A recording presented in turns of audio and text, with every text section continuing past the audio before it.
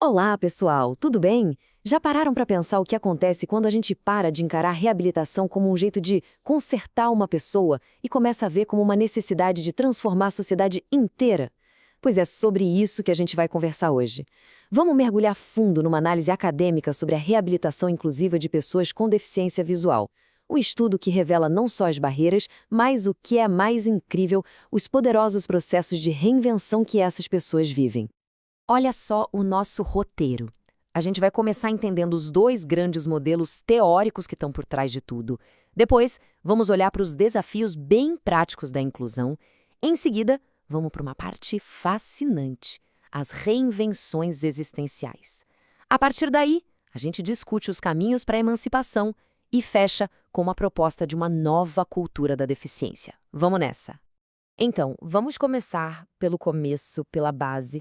Para a gente conseguir entender os resultados do estudo a fundo, a gente precisa primeiro dar um passo atrás e olhar para a tensão teórica que define todo esse campo, esse debate sobre o que é, afinal, a reabilitação. E o contraste aqui é gritante. Pensa assim, de um lado está o modelo médico individual. Ele olha para a pessoa e diz, o problema está aqui, nesse corpo, nessa falta. O foco é todo em corrigir, em tentar devolver a pessoa a uma suposta normalidade. Só que aí vem o modelo social e, bum, vira esse jogo de cabeça para baixo. Ele diz, espera aí, o problema não está no indivíduo, está lá fora. Está nas calçadas, nos sites inacessíveis, no preconceito das pessoas. Nesse olhar, a sociedade é que é deficiente, é ela que incapacita. E é exatamente essa lente que o estudo usa. Isso muda tudo, né? Certo. Então, com essa perspectiva do modelo social em mente, o que será que os pesquisadores encontraram na prática? Bom, o primeiro grande resultado do estudo são os desafios concretos, as barreiras estruturais que as pessoas com deficiência visual enfrentam todos os santos dias. E esses desafios foram organizados em três grandes eixos. Primeiro, o mais óbvio, a acessibilidade, a infraestrutura física mesmo, o básico do básico. Depois, a comunicação, que é onde a autonomia da pessoa muitas vezes é colocada em xeque. E por último, talvez o mais profundo e doloroso, o estigma social, aquele preconceito que simplesmente torna a pessoa invisível. E o mais poderoso é ouvir sobre isso na voz de quem realmente vive essa realidade. Escuta só essa fala. É de uma simplicidade que chega a doer, né? A participante, Ellen Keller, está falando de uma coisa que deveria ser o mínimo, o piso tátil. É lei, é um direito. É o que garante que uma pessoa cega possa andar na rua com um mínimo de segurança. E a realidade que ela descreve é, quase não é em lugar nenhum. Isso não é um mero incômodo, gente. É a negação do direito fundamental de ir e vir. Agora, olha esse outro exemplo, que mostra perfeitamente a barreira da comunicação. O participante André Bocelli chega numa clínica e a atendente simplesmente assume que ele não pode assinar o próprio nome. A lógica dela é, se ele não enxerga, ele não pode assinar. É uma presunção que anula a capacidade, a autonomia dele. E a resposta dele é um soco no estômago do preconceito. Eu perdi a minha visão, mas não fiquei analfabeto. É uma afirmação poderosíssima de identidade. E essa fala da Dorina Nawil amarra tudo isso de forma certeira. É aqui que a gente chega no cerne da questão do estigma. A pessoa deixa de ter uma identidade complexa e vira uma coisa só, o deficiente. É como se a deficiência visual virasse um eclipse que apaga todo o resto, a personalidade, os talentos, os sonhos. A sociedade para de enxergar o ser humano e só consegue ver o rótulo. Mas o legal deste estudo é que ele não para só no diagnóstico dos problemas. Ele avança para um segundo eixo que é, sinceramente, fascinante: as reinvenções. Diante de todas essas barreiras, como é que os indivíduos se transformam? Como eles reconstroem a si mesmos? É uma jornada de subjetivação muito potente. E não é um estalar de dedos, sabe? É um processo, uma jornada. Tudo começa com a aceitação. E aqui é muito importante. Aceitar não é se conformar, não é se colocar no lugar de vítima, é entender a nova realidade para poder agir a partir dela.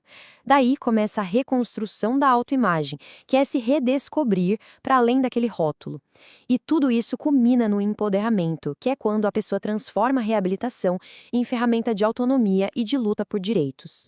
Gente, essa frase do Stevie Wonder é a pura essência do empoderamento. É um grito de independência. É a retomada total das rédeas da própria vida. É a rejeição direta daquele paternalismo, daquela ideia de que outra pessoa sempre sabe o que é melhor para você. É uma declaração de soberania sobre a própria existência. E essa fala aqui ilustra perfeitamente a reconstrução da autoimagem. O participante Leonhard Euler mostra que a identidade dele não acaba na visão. A perda de um sentido leva à redescoberta de outros. É perceber que existem outras ferramentas. A vida não para, ela se reconfigura, ganha novas texturas, abre novas possibilidades de continuar fazendo o que se quer fazer. Beleza. Então a gente já viu os desafios e a reinvenção individual. Mas o estudo argumenta que o objetivo de tudo isso é algo ainda maior, que transcende o indivíduo. Não é só sobre adaptação, é sobre algo muito mais profundo e político, a emancipação.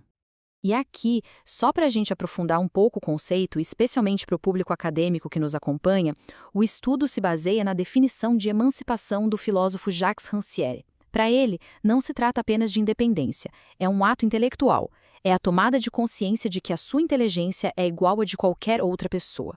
E a partir daí, você se sente no direito de usá-la livremente, sem precisar de tutela. E olha que incrível ver essa teoria na prática. A participante Jenny Paulson mostra como as ferramentas da reabilitação, o braille, a bengala, não são o fim em si mesmas. Elas são o trampolim para uma vida autônoma que inclui produção cultural, expressão artística. Ela escreve poesias, ou seja, ela não está apenas se locomovendo, ela está criando, participando ativamente do mundo com a sua voz. Com isso, a gente chega na grande conclusão do estudo. E não é só um resumo do que foi encontrado, não. É uma proposta, um poderoso chamado à ação. A ideia é a gente construir coletivamente o que os autores chamam de uma nova cultura da deficiência. E o que significa isso na prática? É uma virada de chave gigantesca. É a gente parar de olhar para a deficiência como uma tragédia pessoal, como uma falta, algo que precisa ser superado, e passar a entendê-la como uma forma diferente de ser e estar no mundo, uma identidade, uma perspectiva única, uma parte valiosa e inseparável do imenso mosaico que é a diversidade humana. E para encerrar, o estudo nos deixa com essa pergunta, que eu agora estendo a vocês. Não é uma pergunta com resposta fácil, mas é um convite à reflexão e, principalmente, à ação. Nos nossos trabalhos, nas nossas vidas, como que a gente pode participar ativamente dessa transformação? Deixar de ver a deficiência como luto e passar a ver como luta por direitos.